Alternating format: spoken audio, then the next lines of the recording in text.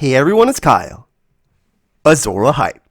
I praised The Witcher in my episode 1 review for what might have been the most enjoyable first episode of television I've seen in a long time. But episode 2 of The Witcher introduces quite a few new characters, along with new lore and mythology as well. So in this video, we're going to break down each scene of episode 2 for marks. Also, if you're a fan of The Witcher episode reviews and Witcher book content, make sure you subscribe and click that notification bell so you don't miss out on my upcoming daily Witcher videos. I'm actually going to be starting a fun weekly Witcher book club for those of you who want to get into the books before season 2. And I'm also going to be doing some fun character profile videos and monster videos as well. Episode 2 for marks takes its influence from another short story in the first book in the series The Last Wish called The Edge of the World. And we're finally introduced to one of my personal favorite characters in the series, Yennefer Vengerburg, played by the beautiful Anya Chalotra. Episode 2 acts primarily as the origin story of Yennefer, showing us her cruel beginnings. It's clear that she's had a very difficult life because the townspeople and her family see her as a monster. Yennefer suffers from a crooked jaw and from kyphosis, a spinal disorder in which an excessive outward curve of the spine results in abnormal rounding of her upper back. There's a more cruel term that you may have heard used before for this type of condition, called the hunchback, but the result is the same. She's been bullied, abused, and treated as less than human.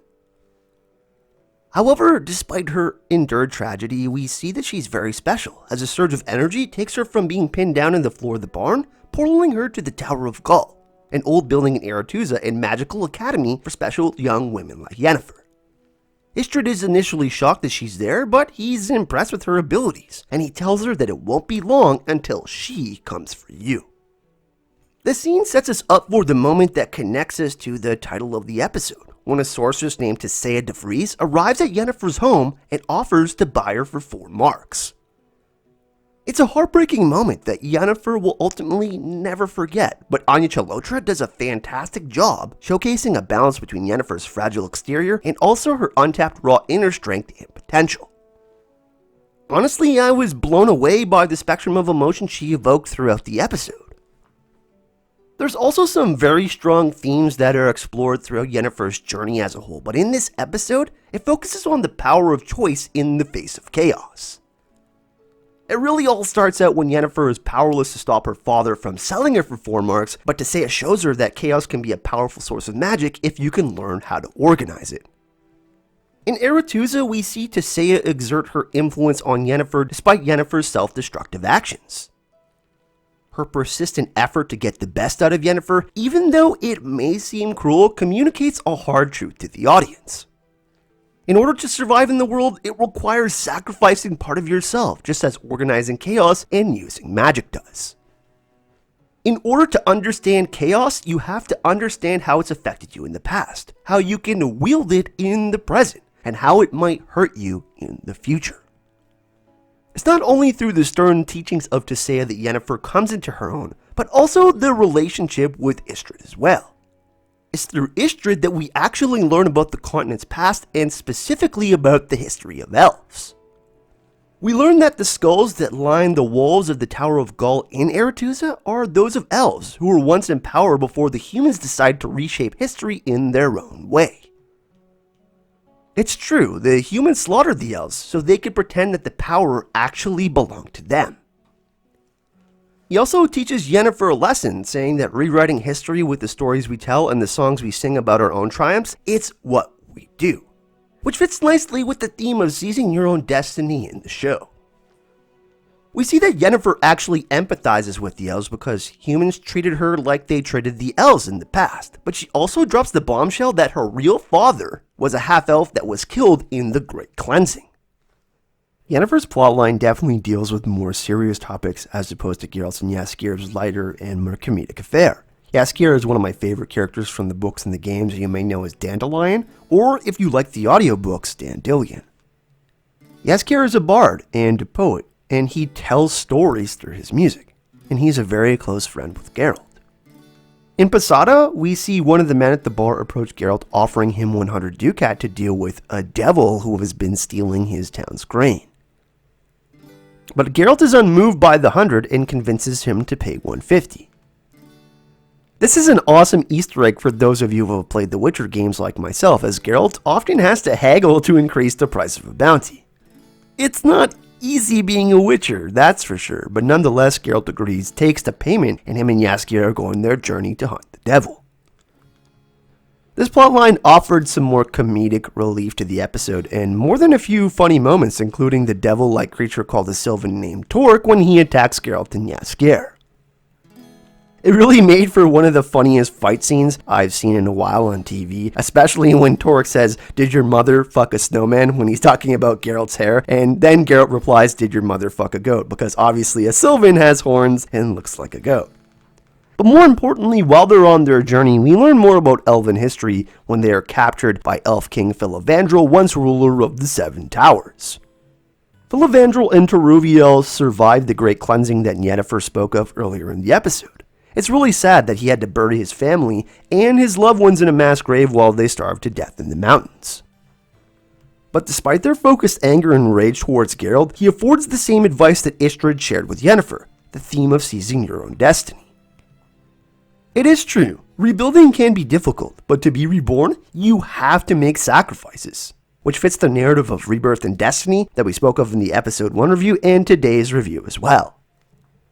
This thread also connects us to Ciri's point of view as well, as she connects with an elven character named Dara who stumble upon an encampment with Cintran flags.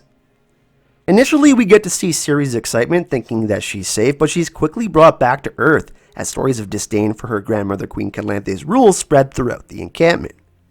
We're introduced to a new character named Aiden Ozil, a young man interested in knighthood with a necklace full of elf ears. And when Ciri is looking at his necklace and talking to him, he tells the story that he killed the elves to do his part to avenge the lives of those humans that were lost in Filavandrel's uprising. It's interesting because it contradicts the story that we heard Istredd tell Yennefer earlier in the episode. Because Aiden states that they're murderers, which most definitely paints them in a negative light. It's clear that Aiden is a young man, so his mind can be molded and influenced by those who have told him these stories. And it essentially highlights his confirmation bias in that what he heard, the story from the humans, are indeed rewriting history in a way that fits their narrative. Nonetheless, Ciri tries to get some rest at the encampment, but she isn't there for long as the Nilfgaardian soldiers and Cahir, the guy with the huge bird on his helmet, attack in the middle of the night, forcing Dara, the elven character we met earlier in the episode, to cut open her tent and help her flee the area.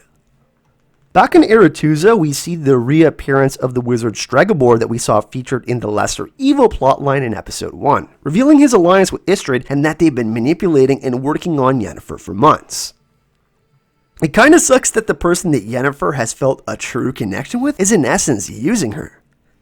But there's an interesting long game being played here, as Tissaia is doing her own detective work and more than likely knows at least a little bit that Stregobor has his own intentions within the Brotherhood of Sorcerers.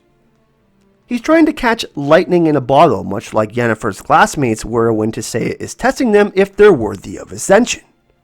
However, they all get turned into eels. Now, a lot of people have been asking me why this happened, and I'm not certain that my understanding or take is 100% right on this, but in a way I believe it connects with the understanding of what a lesser evil means. Magic is very powerful, and we saw the effect that chaos can have if it's not channeled properly. Mages can be cruel when they achieve great power, which provides a great lesson for the audience.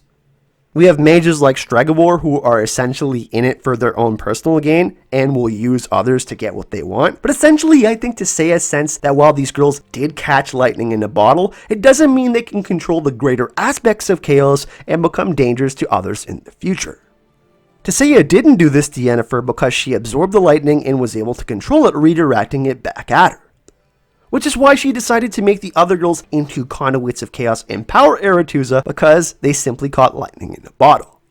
It's definitely messed up, that's for sure, but I hope this explanation makes things a little bit less confusing. I know it can be hard to kind of follow everything that's going on with The Witcher, but that's what I kind of took from what happened.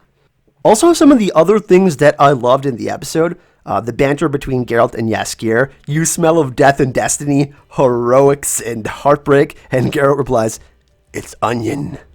So I love that part. Also, I loved when Geralt told Jaskier to not touch Roach. He didn't get permission to touch Roach, and then he just hits him in the balls. So I thought that was absolutely hilarious. I'm going to definitely have Jaskier's "Toss a coin to the Witcher, oh valley of plenty, ooh." And if you unsubscribe from my singing, I totally get it, but I have not been able to get that song out of my head, and I suspect that I will probably sing it during the holidays and my family will not know what the hell is going on, so I'm going to have it stuck in my head. Definitely love that song, and I really loved the scenery in the episode, the color schemes, all of that, the beautiful castles. I loved Aretuza and the shot of Posada that we got in the Edge of the World plotline. I did very much enjoy the structure of the episode as well. The short stories do have a very monster of the week type feel to it, but we got more serious plot as well with Yennefer's origin story. But what did you think of the episode? Did you enjoy Yennefer's origin story and also the introduction of one of my favorite characters, Jaskier? What were your top favorite moments? Let me know your top 3 in the comments section and let's keep the discussion going. I will be creating lots more Witcher content. I'm almost done my episode 3 and 4 reviews, which I will release over the next couple of days. So if you're enjoying Witcher content on the channel, make sure you subscribe and hit that notification bell.